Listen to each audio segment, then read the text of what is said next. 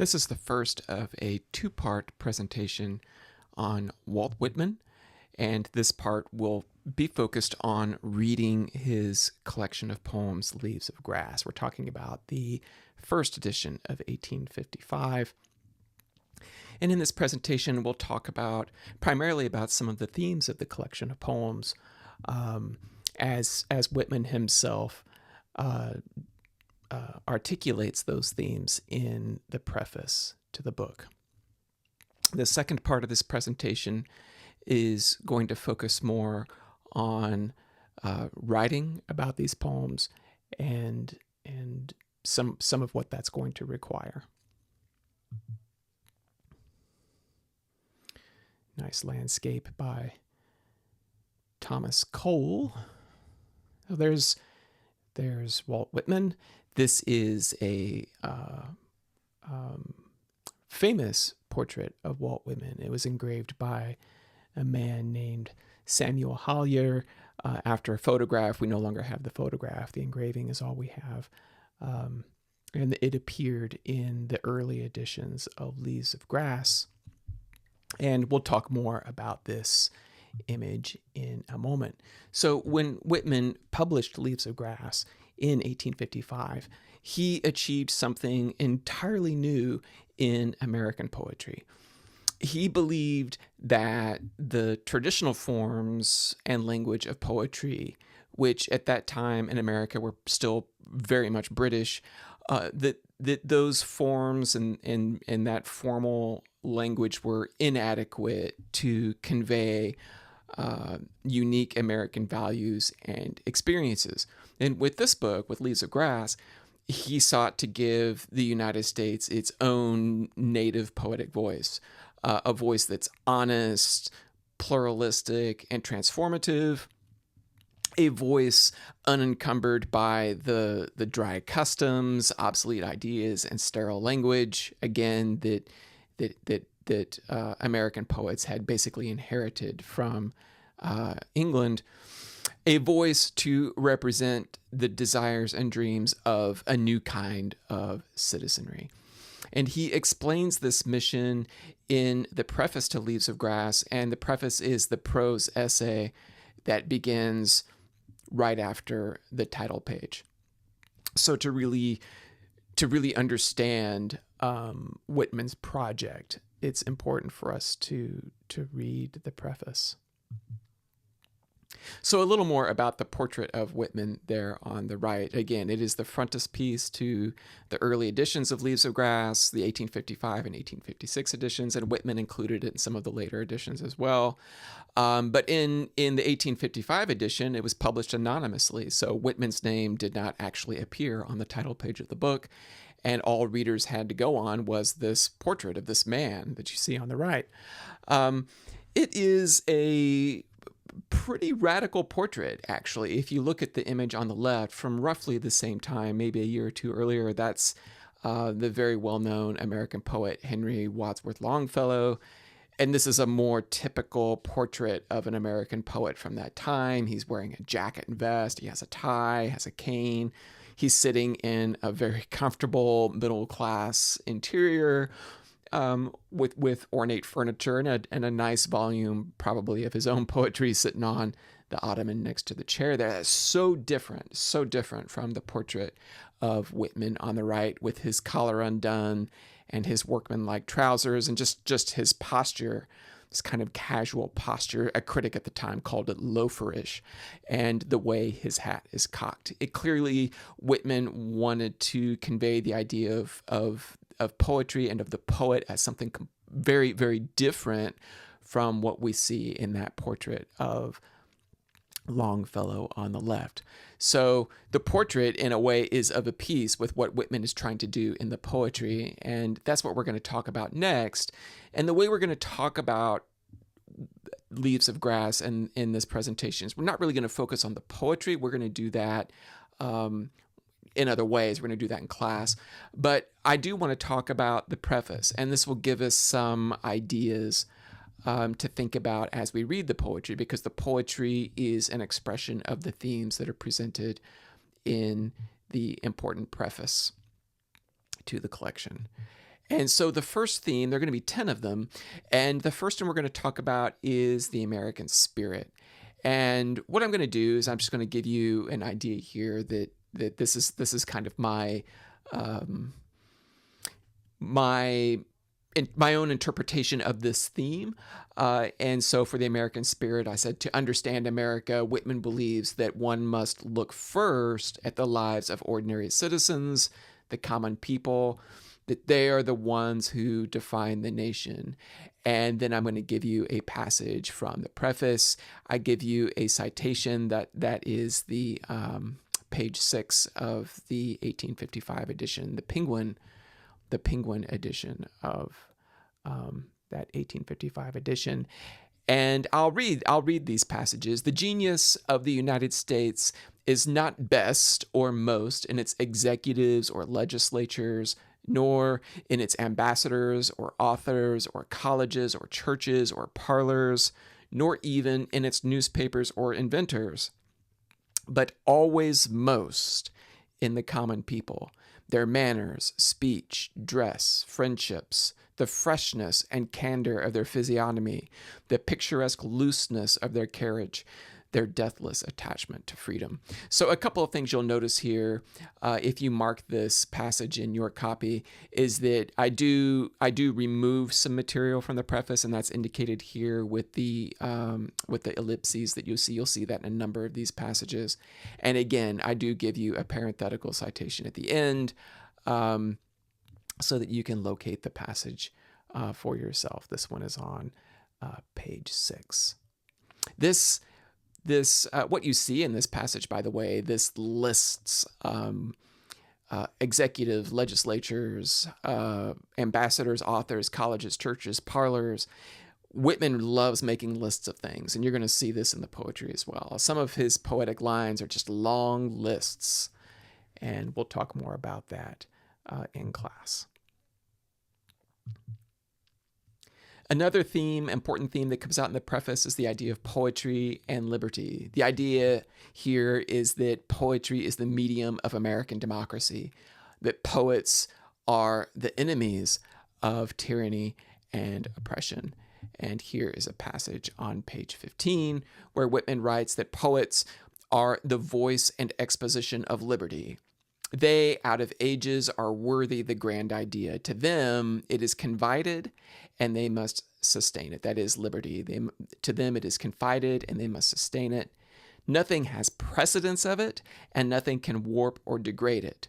The attitude of great poets is to cheer up slaves and horrify despots.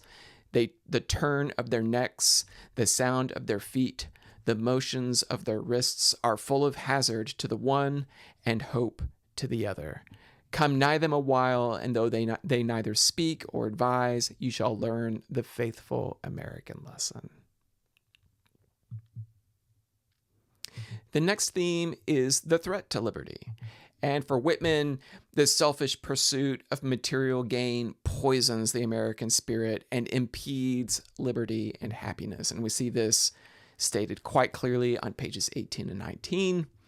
Beyond the independence of a little sum laid aside for burial money, and of a few clapboards around and shingles overhead on a lot of American soil owned, and the easy dollars that supply the year's plain clothing and meals, the melancholy prudence of the abandonment of such a great being as a man is to the toss and pallor of years of money-making, with all their scorching days and icy nights, and all their stifling deceits and underhanded dodgings or infinitesimals of parlors or shameless stuffing while others starve, and all the loss of the bloom and odor of the earth and of the flowers and atmosphere and of the sea and of the true taste of the women and men you pass or have to do with in youth or middle age, and the issuing sickness and desperate revolt at the close of a life without elevation or naivete, and the ghastly chatter of a death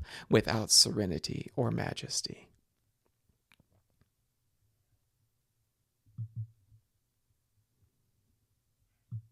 The next theme is the poet and nature. You got a little bit of that in the last passage that we looked at.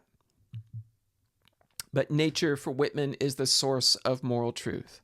Wisdom comes from observing the natural world. And for Whitman, poetry is itself a force of nature. Just think about the title of his collection, Leaves of Grass. Grass is an important symbol in his poetry. So for Whitman, the poet incarnates in geography and natural life and rivers and lakes. When the long Atlantic coast stretches longer and the Pacific coast stretches longer, he easily stretches with them north or south. He spans between them also from east to west and reflects what is between them. So for Whitman, the poet and nature, the natural world, are identified together. The next theme is the duty of the poet. So the poet gives his attention and care equally to all.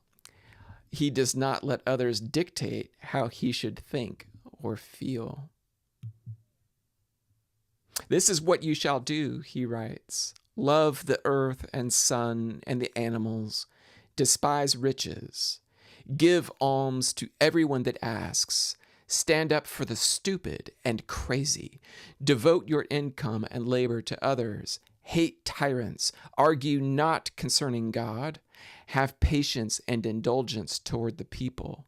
Take off your hat to nothing known or unknown or to any man or number of men. Go freely with the powerful, uneducated persons and with the young and with the mothers of families. Read these leaves in the open air every season of every year of your life. Re-examine all you have been told at school or church or in any book. Dismiss whatever insults your own soul, and your very flesh shall be a great poem and have the richest fluency not only in its words, but in the silent lines of its lips and face and between the lashes of your eyes and in every motion and joint of your body. The poet shall not spend his time in unneeded work. He shall know that the ground is always ready plowed and manured. Others may not know it, but he shall. He shall go directly to the creation. That's my favorite passage in the entire preface, by the way. The next theme is the message of the poet. The poet teaches us that power resides within every one of us. One needs only to become conscious of it. Here's a good passage for that. The messages of great poets to each man and woman are, come to us on equal terms. Only then can you understand us. We are no better than you. What we enclose, you enclose. What we enjoy, you may enjoy. Did you suppose there could be only one supreme? We affirm there can be unnumbered supremes, and that one does not countervail another any more than one eyesight countervails another, and that men can be good or grand only of the consciousness of their supremacy within them. What do you think is the grandeur of storms and dismemberments and the deadliest battles and wrecks and the wildest fury of the elements and the power of the sea and the motion of nature and the throes of human desires and dignity and hate and love? It is that something in the soul which says, rage on, whirl on, I tread master here and everywhere, master of the spasms of the sky and of the shatter of the sea, master of nature and passion and death and of all terror and all pain.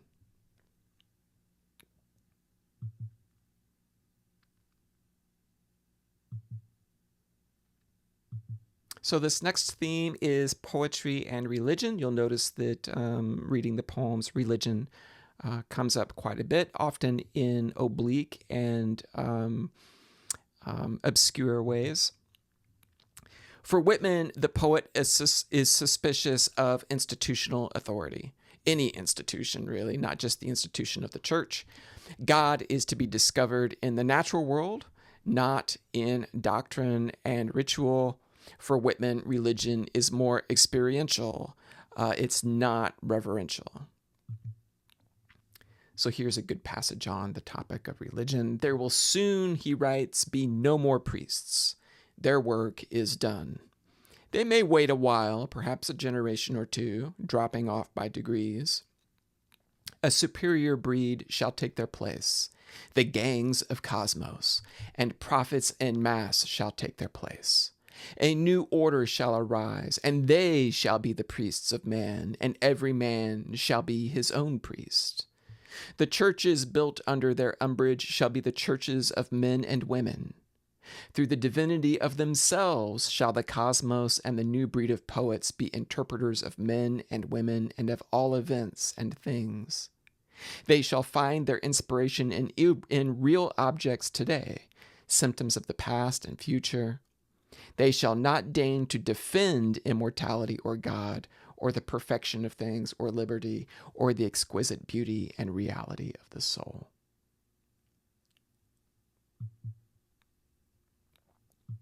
The next theme is science. So for Whitman, science and poetry are not antithetical, they're not opposite, they're not antagonistic, rather they complement each other.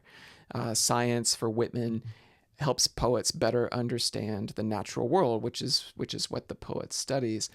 Exact science, he writes, and its practical movements are no checks on the greatest poet, but always his encouragement and support. The outset and remembrance are there. There the arms that lifted him first embrace him best. There he returns after all his goings and comings.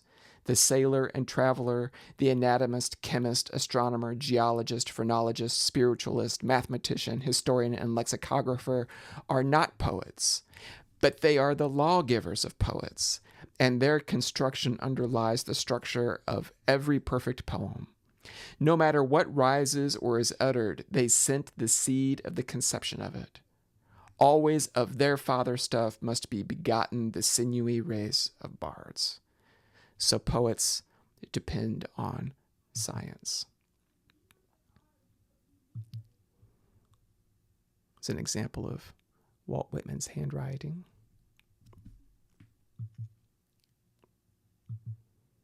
So poetic form. The best poetry is organic, and it is not restricted by inherited rules and forms. Whitman talks quite a lot about this in the preface. The poetic quality is not marshaled in rhyme or uniformity or abstract addresses to things, nor in melancholy complaints or good precepts, but is the life of these and much else, and is the soul. The profit of rhyme is that it drops seeds of a sweeter and more luxuriant rhyme, and of uniformity that it conveys itself into its own roots in the ground out of sight.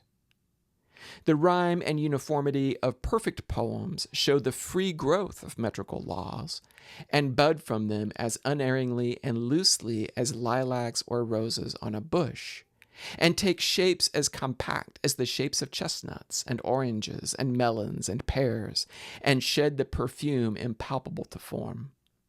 The fluency and ornaments of the finest poems or music or orations or recitations are not independent but dependent. One of the things you will notice reading Whitman's poems is that they don't rhyme, and that the lines are of vastly different lengths and different meters, which was quite revolutionary at the time. There were many readers who thought that what Whitman was writing was not actually poetry, but something else. Poetic language. So the language of poetry is the language of revolution, the language of truth, the language of liberty. And we see that in this last passage we're going to look at. The English language befriends the grand American expression. It is brawny enough and limber and full enough. It is the powerful language of resistance. It is the dialect of common sense. It is the speech of the proud and melancholy races and of all who aspire. It is the chosen tongue to express growth, faith, self-esteem, freedom, justice, equality, friendliness, amplitude, prudence, decision, and courage. It is the medium that shall well nigh express the inexpressible.